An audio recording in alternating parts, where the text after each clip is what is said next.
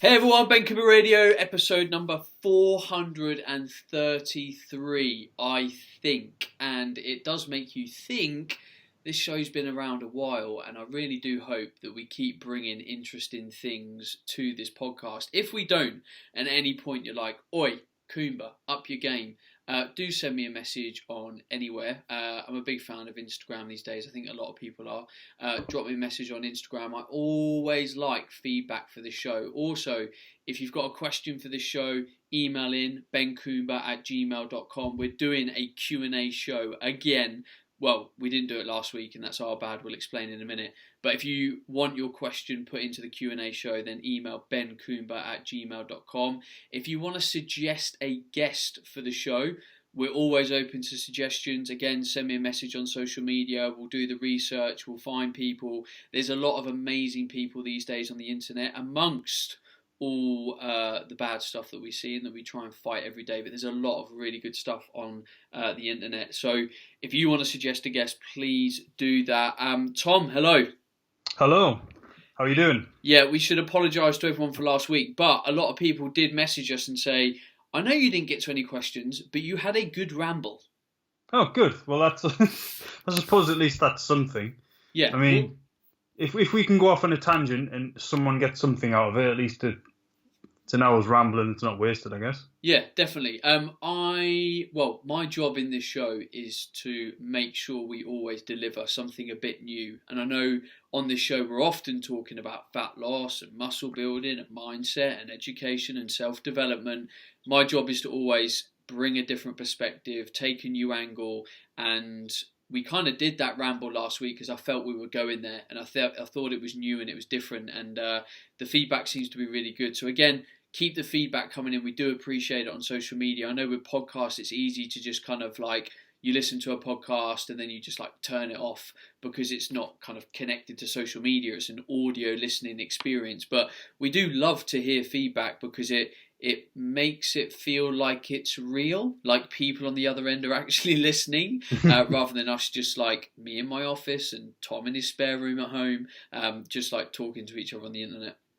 Yeah, definitely. I always say that when we're doing the academy calls as well. So for those who haven't done our academy yet for whatever reason, we do a live webinar every week, and from the student's perspective, you're watching a webinar, it's brilliant. But if you've never delivered a webinar before, it's a really surreal experience because you kind of sat talking to a picture of yourself on your own computer for like an hour and a bit. And I always need to, like, every 5 minutes just ask the students a question like, are you with me? Do you understand that? Just to make sure that I'm not just going completely mental and I'm in fact just sat talking to myself for a bit. Me and Tom have often talked, we're like, so when you do a webinar, why are you tired after it? Like, you've literally, yeah, I get it, spoken for like an hour, hour and a half. Tom loves to, ramble on, and sometimes he clocks up the 2 hour mark. I'm like, at the end of it, why do you kind of go, oh man, I'm knackered? And we think it's because you're just talking to yourself, like quite passionately for almost, in Tom's case, 2 hours. Yeah, it's one of those where, like, if you're talking to other people, you put some energy into the room and then they give you some energy back, and all of the enthusiasm's like, it's there and it's given back to you. But if you're just trying to be enthusiastic at a Mac, it's really hard to keep that going for any extended period of time. So yeah, please do give us feedback on the podcast because it makes us feel a little bit less insane. Indeed. Anyway, we've got some amazing, hopefully, questions today. Hopefully the answers to those questions will be equally as amazing. Tom did mention our academy. We run a nutrition education company, so if you are in the business of wanting to learn more about nutrition, the science and the practice, do head on over to BTN Academy. Last announcement before we start, we run or give to all our students a business academy. So I'm very passionate about people having the skills to apply what they learn. So yes, you can learn all about nutrition and stuff, but you also get free business training to make sure that you can have a successful business. And we haven't done this as a live course for a long time. It's loads of recorded modules, and then you kind of, it's up to you. It's self-guided. But for the last time only, we're going to record the Business Academy live, basically because me and Tom want to redo it. We want to make it better, as we always love to do. So if you would like to be involved in the BTM Business Academy, don't have to be a current student. All our current students will get this for free. That's our promise. But if you want to enroll on it, and you want to learn the business of being in the fitness industry and making a success of it, make sure you're on the BTN Academy newsletter, or drop a message to us and you can partake in that, because it will be starting in the next couple of weeks, and that will be 10 weeks to you becoming a better coach with a better business and better balance, and you'll enjoy what you do way more. Anyway, Tom, questiones, let's go, Ace. Yeah, you should be on the email list anyway, because I email you twice a week and they're brilliant. Yeah. Right, so first question. Hi Ben and Tom, I love your podcast and appreciate all of the amazingly useful and free information you give out to me and other listeners. You've helped me so much in terms of my training, nutrition, mindset and my career. Thank you. My question today is regarding back pain. I suffered from anorexia from the ages of 10 to 21 years. During this time I developed osteopenia and osteoporosis, which is only in my lower spine. My issue is I love deadlifting as it gives me a great sense of achievement lifting something I never in a million years thought I ever could. Whenever I go heavy, I get pains in my lower back, and the same also applies for heavy hip thrusts. As I was diagnosed with osteoporosis at an early age, I'm unsure of a few things and I'm hoping you could help. My questions are: 1. Can I get rid of osteoporosis? 2. Do you think the pain is down to the load I'm lifting or just down to my condition? 3. Any idea on how to relieve the pain? Thank you so much. Keep doing what you're doing. Many thanks, Lauren. So before this question came into the mix, or we read it out, Tom ended up doing a good bit of research here, and I think Tom had very much first-hand experience with this in a client. So I'm only going to speak very briefly because I think Tom's got more to say here. But one thing we always want people to do on the podcast is think objectively about the situation they're in and what the causes are of that situation. Because sometimes we've had people write into the show, and I'm not saying this is the case here now, Lauren, but when we're sort of talking through a problem and we're asking advice of that, we want to make sure that people aren't avoiding the obvious, because in life, if we can get really specific responses, it helps us move forward. And quite often we're avoiding kind of the core problem. And if Lauren was to say, why am I getting back pain? Why am I not moving forward? And if we're not looking directly at the problem of, let's say a history of anorexia and not feeding oneself properly for whatever reason, and not building back up the muscle mass and not supporting our overall physiology, it's hard to get very specific about a problem when the generalized problem at hand has not been addressed, which is probably very low body weight, probably a slightly weak skeletal system through that process of being anorexic for a long period of time, thus having low levels of muscle mass. So when we look to challenge things on the podcast, I want to make sure that you've challenged yourself on this kind of stuff.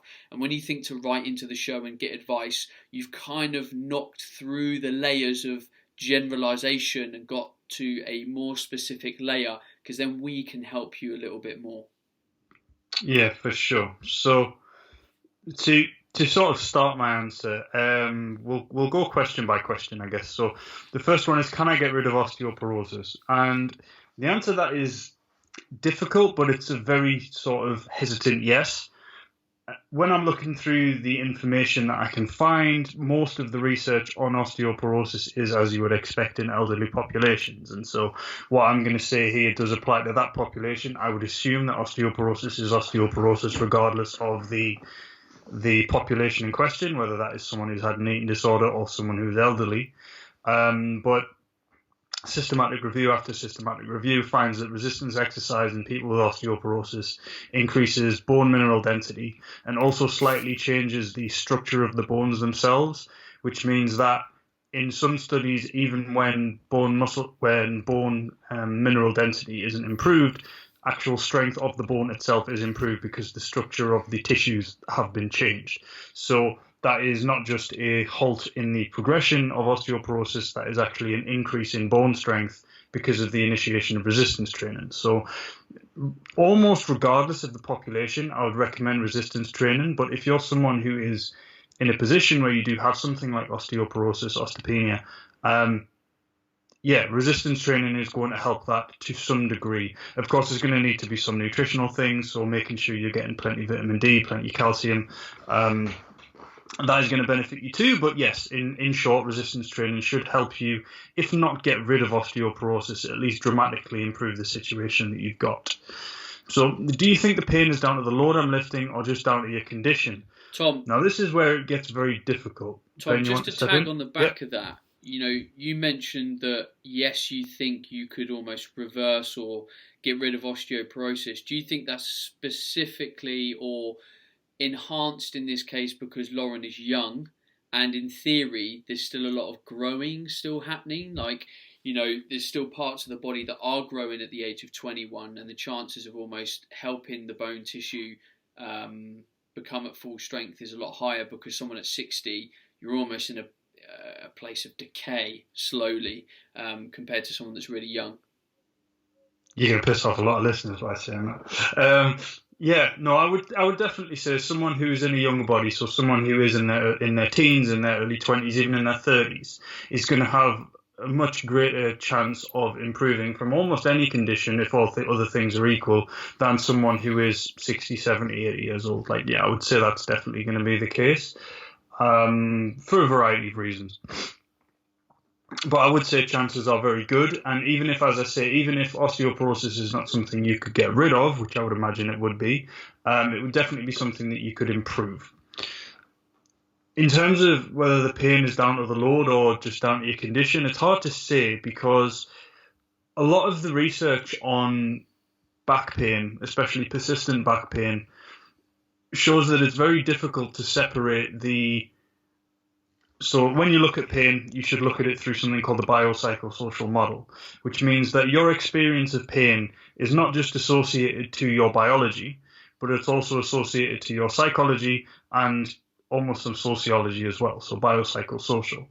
I covered this when I spoke to Dr. Feigenbaum on the podcast, which is a few episodes before, so if you want to have a look at the episode with me and Dr. Jordan Feigenbaum, that would probably illuminate what I'm trying to get across here a little bit more. He was the expert on that, not me. But what evidence seems to suggest is that even if some of the pain that you experience is down to biological factors, your expectation and fear of that pain will exacerbate that. And so I would say that if you are experiencing pain during lifting, potentially don't do that lift if it really hurts. But if it's a mild discomfort, that is not necessarily something that is bad. I would also, of course, just interject here into my own ramble that I would need to really have a look at your exercise technique before I could answer the last question, which is any idea on how to relieve the pain.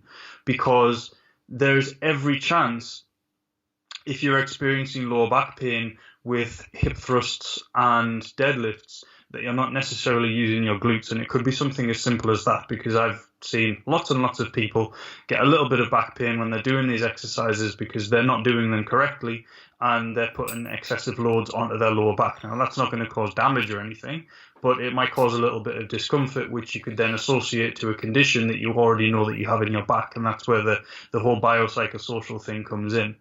So it's quite a difficult one to answer on an individualized basis. And so all I can really say to kind of answer this question as best I can without being able to talk to you directly and have a bit of a conversation there is that resistance training will be of benefit. Absolutely. I can say that as an absolute.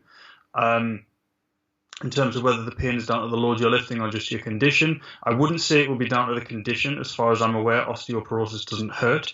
In fact, what I do know is that the vast majority of people who have osteoporosis either don't find out or they only find out because either they have a DEXA scan or they break something.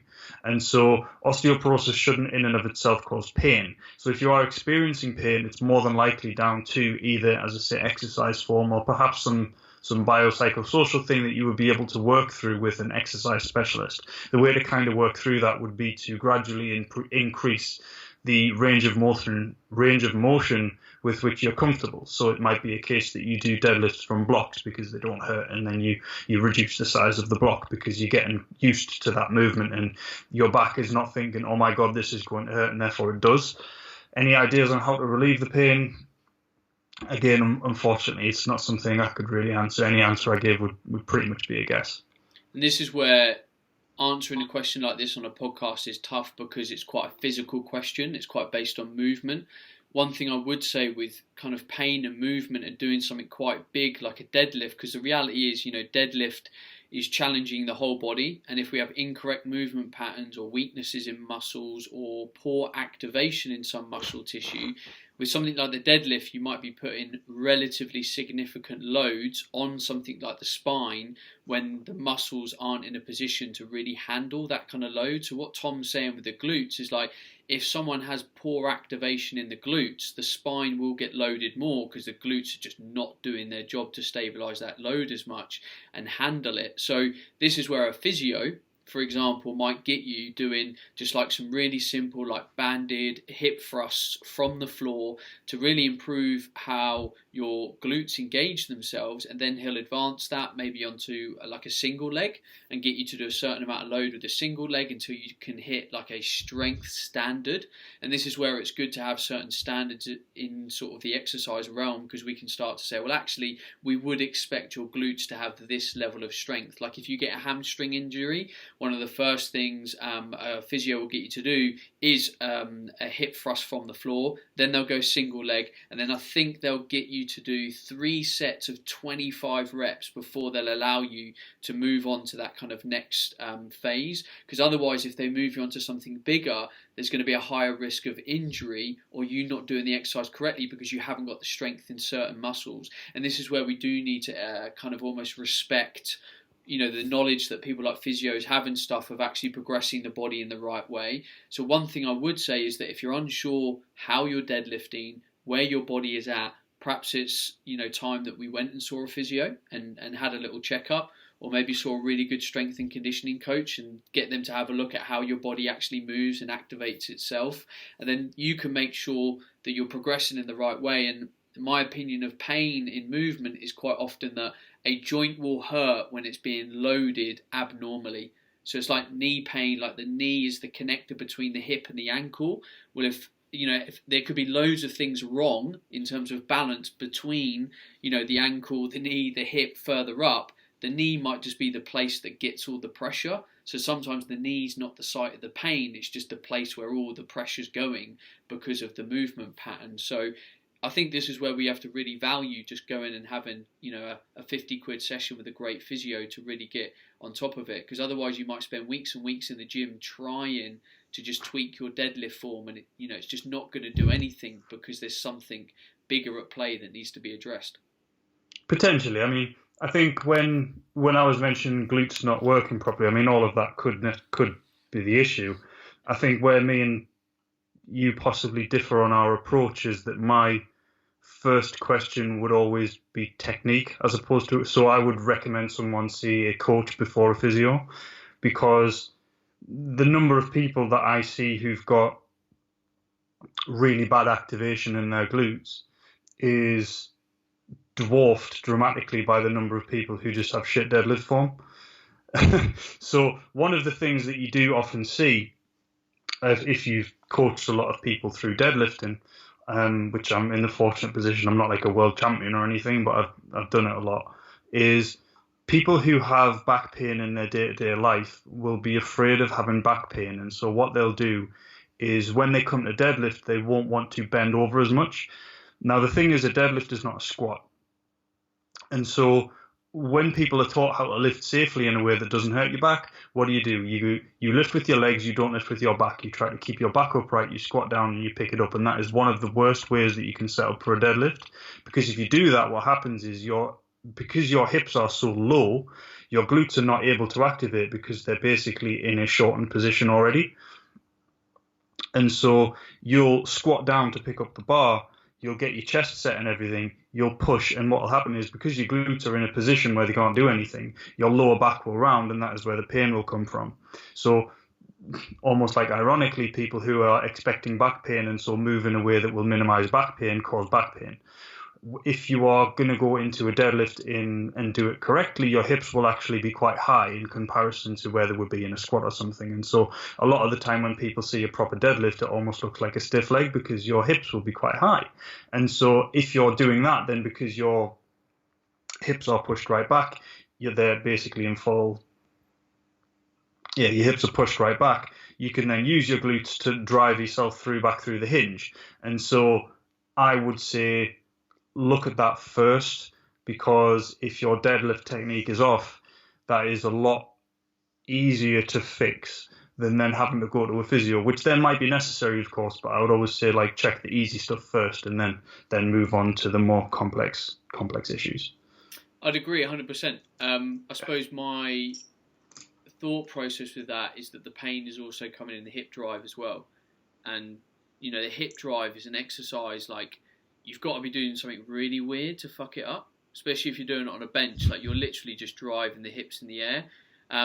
So that, I think that depends on your voluntary control over glutes. So not that they're not activating, but I see a lot of the time when people do hip thrusts because they've only ever seen people do it on Instagram, on the internet, rather than keeping their torso flat and driving through their glutes, they just repeatedly hyperextend their back and then straighten up again. And that knacks. You can do that without weight and that'll hurt. But yeah, no, so either of those two options, I would say check technique first because that's very easy to do. If you don't have access to a good coach, get in touch again, Lauren, drop us another email. I'll get in touch with you and you can send me a video and I'll do it that way. Or you could speak to a coach yourself and then you can potentially then think, right, okay, my form is fine, it's hurting, I do need to speak to a physio. This is where the power of technology is invaluable because it takes 30 seconds to grab a mobile, film a quick clip, post it up into a group that you value opinions of. So, for example, you could join the Ask Ben Facebook group, and I guarantee you that if you posted a video of you deadlifting, you'd get 50 really good coaches be able to say, you know, just have a look at this, because that group is full of coaches, people just trying to be better. And it would be a cheap way, as Tom says, to just get a little check-in on what you're doing. Yeah, for sure. So I think that's that one answered. We'll move on to number 2. So, hi Ben and Tom. First of all, thanks for all your content. I love your logical, no BS approach to things. Thank you. My question is this. I'd like to invest in getting my blood work done to test things like hormone levels and any other markers that could give me a general overview of the state of my health and any deficiencies that I can actively improve with nutrition, exercise and healthy living.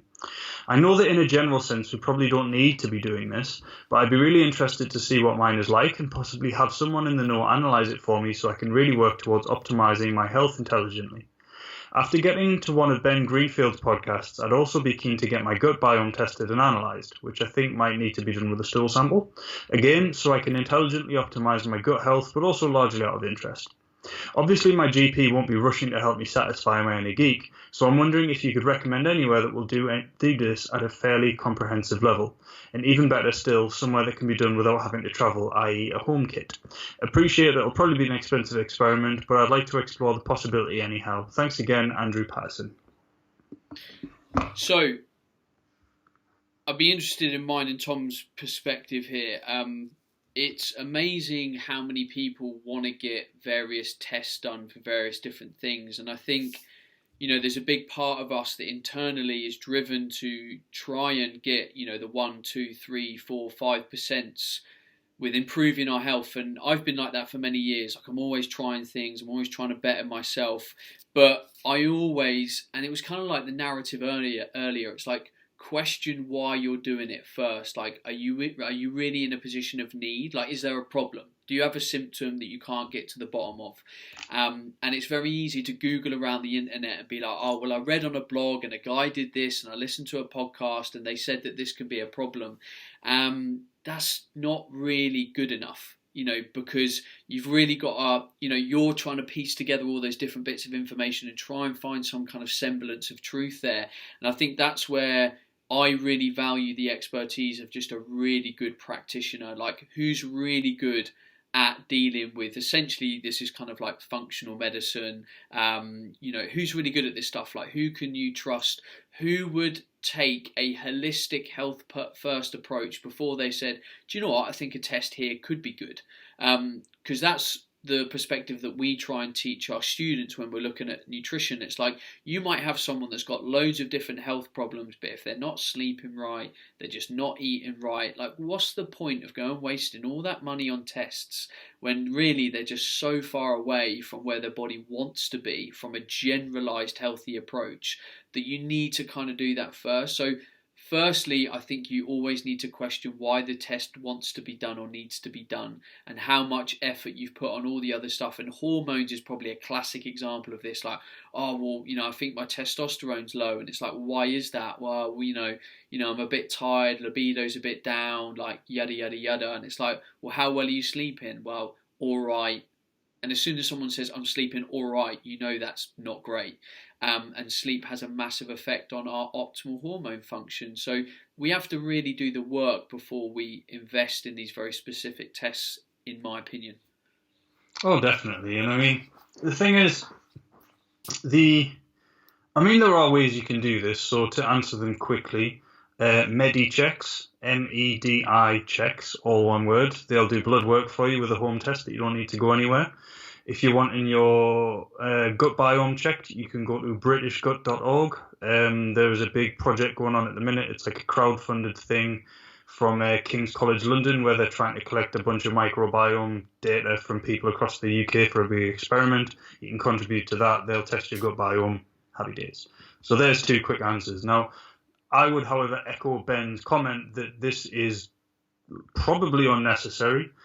You've said that this is all just generally out of interest, and that means that you don't really have anything going wrong. And so the problem with the gut biome thing is that actually the reason that this study is being done that I mentioned is because we know a lot less about the gut biome than we would need to be able to make prescriptive advice. So if you get your gut biome tested and you currently don't have health problems, and they come back and say, oh, this is slightly out of balance, that doesn't necessarily mean anything because of the individual response that a person will have to a specific microbiome. So on average, maybe this gut bacteria should be at 40% or whatever, and this gut bacteria should be at 10%, but for you, it's 30 and 40%.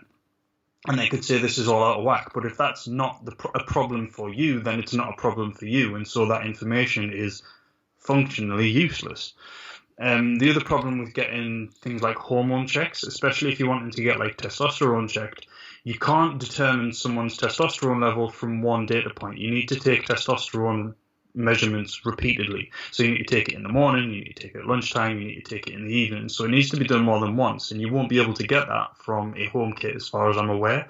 All they'll be able to do is they'll be able to take a blood marker at a specific time point, which will be influenced literally by how you slept yesterday, and so that's no indication of how your testosterone level actually is. It's just an indication of how it was at lunchtime today when you took a finger prick test, which is not the average. So these tests are things that I think people can get if they want. As I say, there's two companies there. I'm not going to hold you back. The MediChecks one will tell you if you've got any particular nutrient deficiencies, which you might find useful. Like if you're a bit low in iron or a bit low in calcium, then happy days. But again, that'll be influenced with what you've eaten in the last week. And so if you've not eaten your standard diet for the last week for whatever reason, then that'll change that. And I'm just not... One of the things that I think people should try to avoid in health and fitness is getting too deep into the details, because you really can go deep and deeper and deeper and deeper trying to optimize, and that's where you get like the biohacker people that wear blue sunglasses and walk around with ear defenders on and bounce up and down on a trampoline in the morning and all of that sort of stuff because there's this one paper that theoretically said it might help. And rather than asking like what details can I look at, ask what measurable difference do I want and what measurable difference can I expect. And if these tests will be done just out of interest, fine. But if you're going to then use that information to do something different, ask yourself what the problem is you're having at the minute, because just because a piece of paper says that your microbiome's slightly imbalanced, if you're sleeping well, your skin looks good, your immune system's fine, you're recovering well from exercise, your libido's where it should be, then if a test says that on average we would expect your microbiome to look slightly differently, the data isn't there to be able to, for that company to be able to say that you therefore need to change something, because the microbiome that you have might be different to the average, but it might be fine for you, if that makes sense. So we will put both of the links to both of those companies in the description of this podcast. So just literally click on the info and we'll put the direct link there so you can go and find it. Coming back to my comments, make sure you really critically look at why you want testing done. If it's legitimately like a geeky thing, I'll be honest, I get it, because I've done it. I've done cortisol testing before, which was actually really valuable for me because I found that my afternoon levels of cortisol were way too high. So I did some work and I changed a few things, and over the course of 8 weeks, I brought my afternoon cortisol levels a lot lower, and I ended up sleeping better. Generally, just felt a little bit better in my health. So for me, that was a case of I felt I was a little bit off, and I knew it was stress related. And having a marker and a gauge of what I was doing and why was beneficial for me. I've also done some gut testing before. It kind of came back okay, so I was quite pleased with that. Again, it was a geeky thing from me. We talk about this stuff on the podcast. I'm a lifelong, if we want to use the word, biohacker, like whatever. I just like to play around with this stuff. I like to explore it. I like to know. So I kind of get that perspective. And I've as Tom describes, I've been too far. Like I've got too geeky, and it didn't really serve me. It kind of made me far less cool to myself. Ignoring other people. One thing I will say is we've recently done it as a couple. Myself and my wife did it, and we did it because we're starting to plan to have a family, and we wanted to know where we're at health-wise. Like there's only so much that you can get from the NHS, and we said, right, let's get some good testing done. It cost us about 300 quid as a couple to get some good blood work done, and it was really valuable because it came back and we both needed to address like one thing each, but otherwise it showed we're healthy, nutrient levels were good, dietarily we're on track, our stress was all good, but there was one thing for each couple to do. And I'm kind of that perspective that I'm now planning to have kids in my life, and I want to make sure that my health is in exactly the right kind of place, because this is a really important part of my life, and it's an important part of my future, and I want it to kind of be done right. And my wife was the same. So I think there can sometimes be reasons that we just want to check things, and that's absolutely fine. Just make sure it's for the right reasons, and that ultimately you're also happy to spend that money. We had to be happy to spend that amount of money. £300 isn't an insignificant amount of money, but we wanted to find that out for our kind of peace of mind. So just be wary of that, because sometimes this stuff can get a little bit costly, not just the tests, but maybe getting an interpretation of the results. And that's one thing I will credit MediChecks, is that they do give like a really nice bit of feedback to say, here's your test, here's what we would recommend, and it's actually a doctor looking at it. It's not just any old dude. It's a doctor that knows what they're looking at. And all of our testing has been done through MediChecks, and I've had 3 tests from MediChecks now over the last 2 years, and been happy with the results from all of them and the service. Yeah, they're a good company. They seem nice people as well. Shall we move on to question 3? Why, aye? Let's get them done. Hi Ben and Tom. Short summary. My life changed June 2018 because of a couple reasons. Full-time and part-time job, just got a mortgage, good group of friends, always at the cinema, go to the gym 4 or 5 times a week.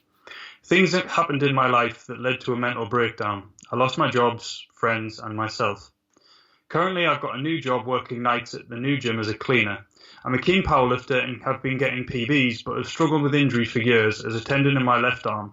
But recently it's gotten really bad, which has halted training heavy or doing much at all. My motivation's gone to zero, and my anxiety has risen more lately, which is when it had been getting better. This is a short summary of my last year, but I wondered if you had any tips for motivation, because I'm struggling with life.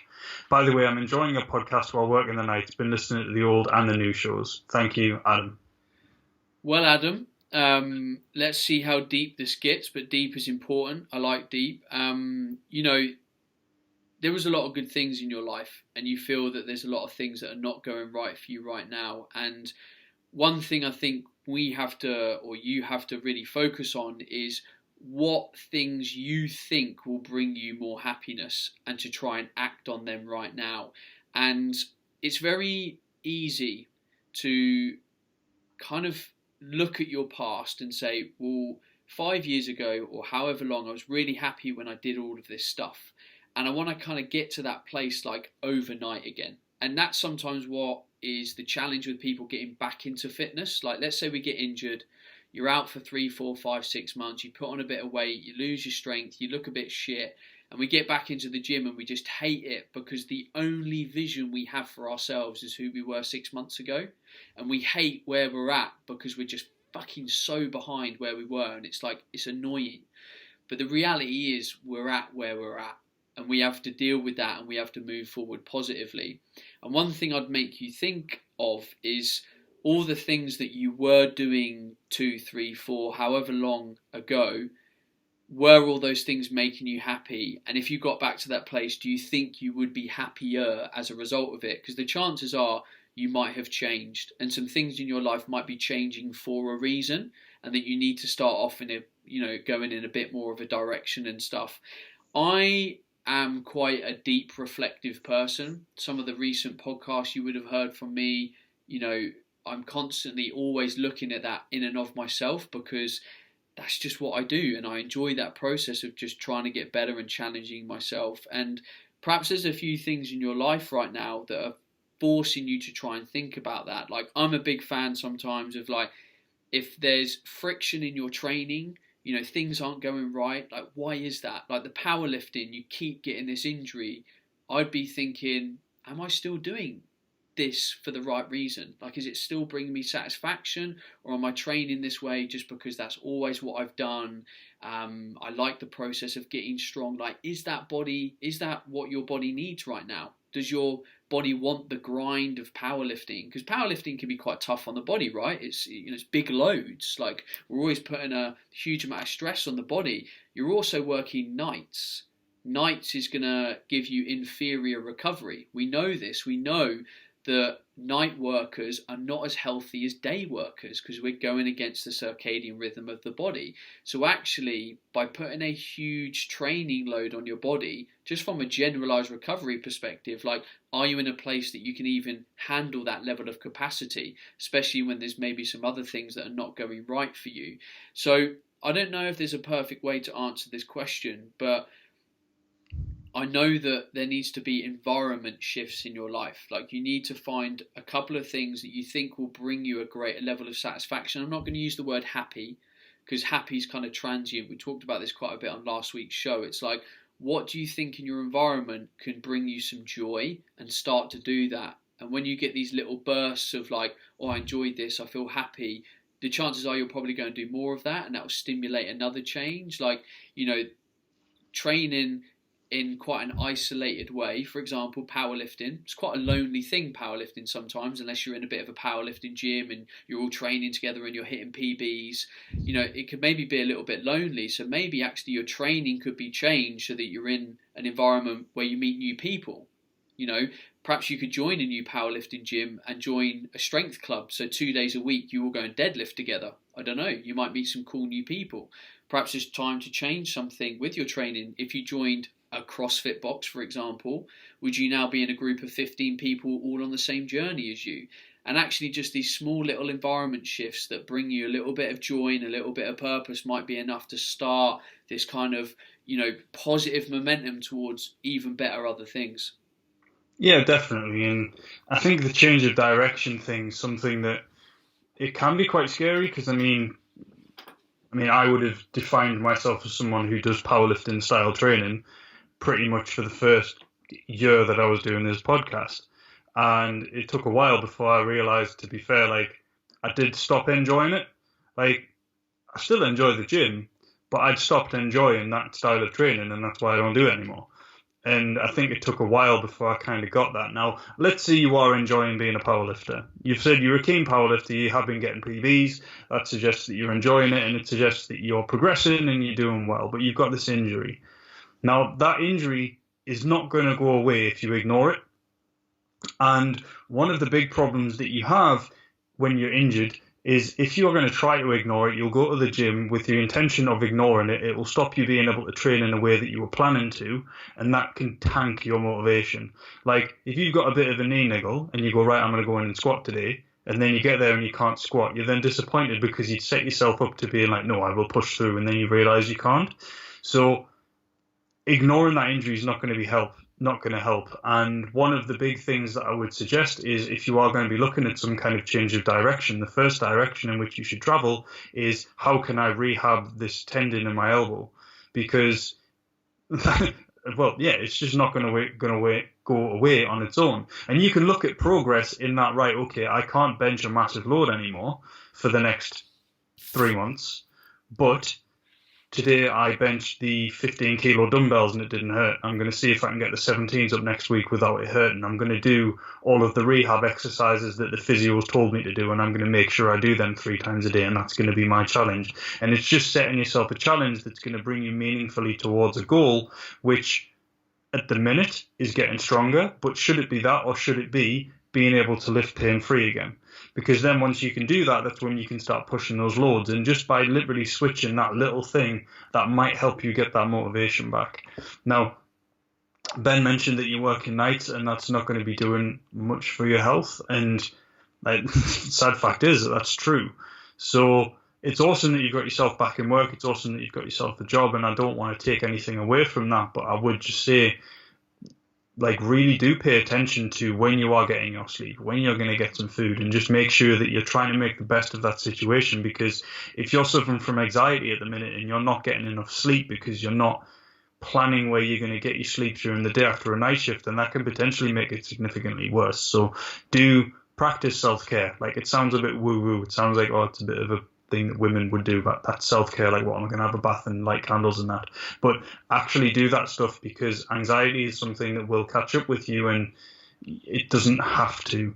It's also something that I would probably speak to a professional about if it is really affecting your life, because like, mental illnesses are not things that we should just try to shrug off. Like, they're illnesses just like everything else. And so if you're experiencing anxiety that's holding you back, work with someone to deal with it. I listened to a podcast earlier, and I hope this makes sense because I've only really just started to kind of chew through this myself. But last week we spoke on the podcast quite a bit kind of about like passion and purpose, and Tom mentioned that not everyone has a job that they feel is purposeful, like they're following a passion, like this is the thing that I'm most fired up about in life and I'm just doing it. And I was listening to what's his name, Tom Bainbridge, and he has a podcast called Impact Theory, and he was interviewing this dude that talks about kind of motivation and passion and purpose, and he said kind of like passion's a little bit flawed because a lot of people probably have a lot of things that they're pretty passionate about, but nothing is like at the top of a mountain going, hey, like I'm your calling, like you have to go and do this. It's very few people, and quite often the people that have that stronger sense of passion have had such a meaningful life event that it causes them to go like all in on that thing. So think of people that have had like almost a disease and recovered, and it's like, right now it's my passion to make people aware of this disease and recovering and all the rest of it, or a traumatic injury or something that happened in their childhood. It makes them that passionate about it. And he said most people haven't had that happen. They've had a fairly normal life, and they were fairly good at a couple of things at school and shit at a few other things. And he was like, you want to go and do things that bring you meaning, that you feel like you're kind of good at it, and when you do it, you get a little bit better. And most people will wake up the next day thinking of that thing that they did to a fairly good standard and want to be better at it. And he said the key sometimes is just to find a few things that you're enjoying that kind of feel like they're purposeful and give you meaning and give some kind of satisfaction, and just concentrate on being really freaking good at it. And it was something I brought up last week about, if you're not sure, just go and find stuff that you're kind of good at and just be kind of really good at it. And if you're really still not sure, just be really good at something, and it will lead on to something else, because all of us put more and more energy into stuff that we're good at because it brings us satisfaction. Like if you finish the end of the day and you went, oh, I did a thing and I was really good at it. Like, I mean, this is trivial, but I'm doing my garden at the moment and I'm not necessarily really good at gardening, but it's bringing me a lot of satisfaction because I'm going out, I'm looking into my garden and I'm like, oh, that bit of my garden looks really nice. And now I'm going to go into the garden at the weekend and do even more. So it's not necessarily that I'm good at it, but it's bringing me a lot of satisfaction. I have a purpose behind it. My garden is mine. It's my home. So I'm kind of like, I'm adding to my life. So sometimes it's about, just finding something that we're enjoying to a certain extent and we get a reward from it and just kind of keep chipping away at it. And what it does, again, is it builds momentum and it leads on to something else. And that's where sometimes if we can't really see this, we need to change our environment. We maybe need to try something new.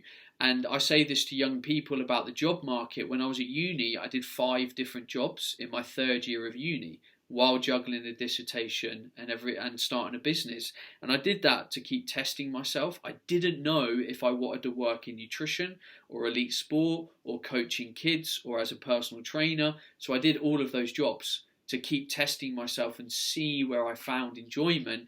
And then over time I was like, right, don't enjoy that, stop that. Right, don't enjoy that, stop that. I'm going to keep doing these 2 things and see where they go. Ah, cool, awesome. Now I'm really going somewhere because I just wake up and I want to do more of that thing. Yeah, and I suppose you could treat hobbies almost in the way that, like, you could talk about hobbies in the way that some people talk about relationships too. It's like you get in a relationship and it's absolutely brilliant, but sometimes relationships don't last, and the worst thing you can do to yourself is to cling on to it. And I think if you start a hobby like powerlifting, and it's going really well and you're really enjoying it and you're hitting PBs and everything's fantastic, and then you get a couple of injuries and your motivation starts to wane, you can't force that. And at some point you may have to make a decision where it's like, right, am I going to change what I'm doing, or am I going to completely just sack this off and find something else? Because you will find another hobby that will get you similar physical benefits, whether that's CrossFit, just the gym, whatever, that will also give you that passion and that motivation, and it'll give you the same amount of enjoyment. Like, just because it's the first hobby that you've really had and that you've really stuck out doesn't mean it's the one that's going to last you forever. And I think sometimes, especially when you take up a sport, it can almost feel like it is. Like, people play golf. It's like, you haven't enjoyed playing golf for the last 20 years, but you still do it because you used to enjoy playing golf when you were whatever old. And is it not time to maybe just sack that off and do something else instead? Just because you used to enjoy it and you're sort of lasting along on the memory of how fun it used to be, doesn't mean it's actually still fun now. I don't know, do you reckon there's a component that people almost feel like there's a sense of weakness in themselves if they don't keep doing something? It's like, oh, I'm that guy that does this, but now I've quit to do this. And it's like, oh, it was weak of me to not carry on. But I don't know, it's like my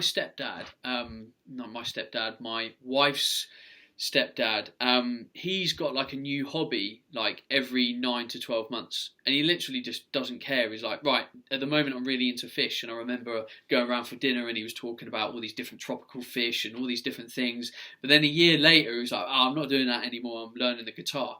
Oh, I'm not doing that anymore. What did he get into? Making the flies on fishing rods. Like, he really got into that. And like, the hobby almost didn't matter, but it gave him something to kind of be passionate about, research, tinker about with on a Saturday morning before he went out with his wife. And I kind of like actually came around to think, oh, that's a really cool thing, because he's learned lots about lots of different things, and it wasn't necessarily about doing something and becoming a master of it or turning it into something that would earn him money or something like that. It's just like, I'm kind of interested in this, and it's kind of beneficial, and it's getting me out of the house, and I'm feeling fit, so I'm just going to do it. And actually, I kind of learned to respect that, because there was a part of me at one point that thought it was almost like weak. It's like, why aren't you continuing that hobby? Why are you stopping? Like, become better at it. And it's like, well, if you're not interested, stop doing it. Yeah, I did a full episode on that topic with Robin Lee on her podcast that we mentioned last week, Positively Selfish. I think we talked for about an hour about that. There's definitely a thing that we've all internalized, which is that quitting's a bad thing, and you should always see everything through to the end. And while that does apply to some things, I absolutely don't agree with that message as a general thing. And the amount of people that stick things out that they really should walk away from for no goddamn reason, other than the fact that they've internalized the message that that's for quitters and they're not a quitter because they're a strong person that doesn't quit. Like, it boggles the mind, the amount of people who are in that situation. Mm-hmm. It's tough, and I think that's why you just need to have a chat with a really good friend and say, do you know what, I'm thinking of quitting this thing. Like, am I thinking rationally? Am I just hit a point of friction and maybe I just need to give it a little rest? Because, the gym, for example, I say to people sometimes, hey, you're not enjoying the gym at the moment.